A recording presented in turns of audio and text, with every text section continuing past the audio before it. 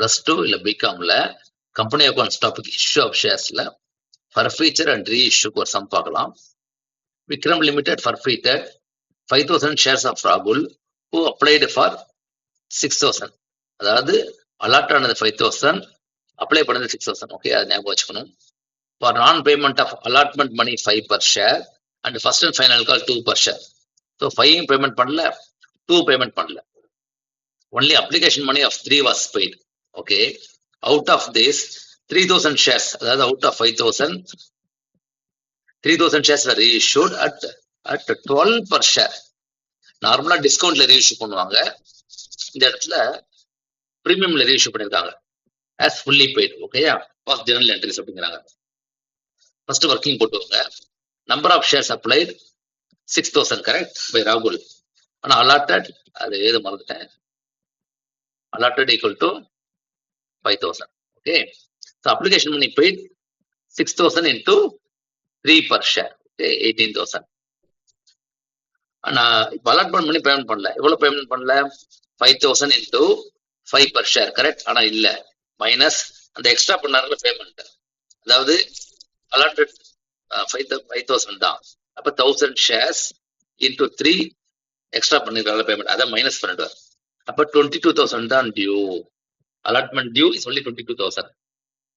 First and final call 5,000 into 2 10,000. ஓகேயா, இந்த working போட்டாலே நீங்க சம் கரெக்டா போட்டா மாதிரி. அடுத்தது reissue 3,000 shares, reissue price 3,000 into 12, that means 36,000. so profit and reissue இல்ல, சாரி, இது வந்து பிரீமியம். Premium equal to 6,000. ஓகேயா, இது போட்டாச்சு, ரீஇஷ்யூ போட்டாச்சு. இப்போ எவ்வளவு போகும் கேபிட்டல் ரிசர்வுக்கு? ப்ரொபோர்ஷனேட்டா தான் போகும். ஏன்னா ஃபர்ஃபீட் பண்ணது 5,000, அல்ல ரீஇஷ்யூ பண்ணது 3,000 தான். Okay, so capital reserve is equal to whatever reissued divided by forfeiture into forfeiture amount. What is forfeited amount? Whatever is paid. எவ்வளவு பே பண்ணாங்க? கரெக்ட் 18,000 தான். மிச்சம் எல்லாம் டியூ, பேமெண்ட் பண்ணல. ஓகேயா, அப்ப 3,000 shares reissued by 5,000 forfeited into 18,000 paid equal to 10,800 rupees capital reserve. ஓகேயா, இப்ப 3 என்ட்ரி பண்ணணும். First forfeiture, second reissue, third capital reserve. இது நல்ல சம். இதை நீங்க ஒரு டெம்ப்ளேட் மாதிரி வச்சுக்கலாம். ஏன்னா நிறைய கொஸ்டின் ஒரு மாடல் கொஸ்டின் மாதிரி வச்சுக்கோங்க. ஃபர்ஸ்ட் பர்ஃபீட் பண்ணா you have to debit share capital. Share capital account டேட்டார் 5,000 into 10 per share. ஏன்னா கடைசி வரைக்கும் வெயிட் பண்ணிருக்காங்க, அதனால full to forfeiture account 5,000 into 6,000 into 3 equal to 18,000. அதான் பேமெண்ட் பண்ணது. To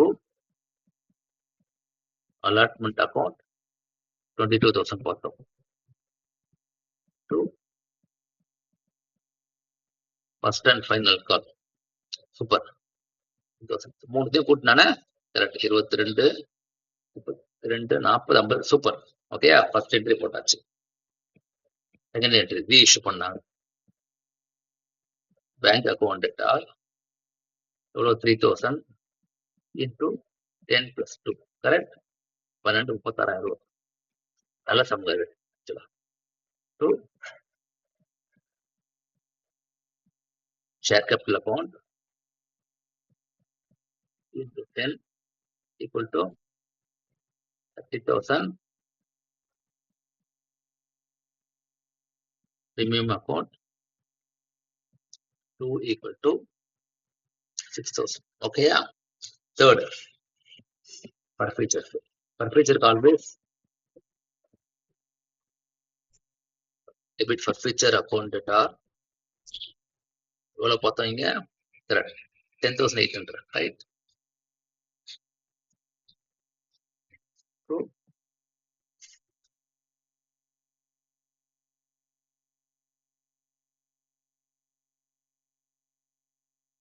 okay, then 3 entries. ஓகேயா, forfeiture and reissue. அதுல அலாட்மெண்ட்ல இது எக்ஸ்ட்ரா அப்ளை பண்ணது, அந்த மணியும் இதுக்கு போகுது, forfeiture போகுது. Okay, thank you.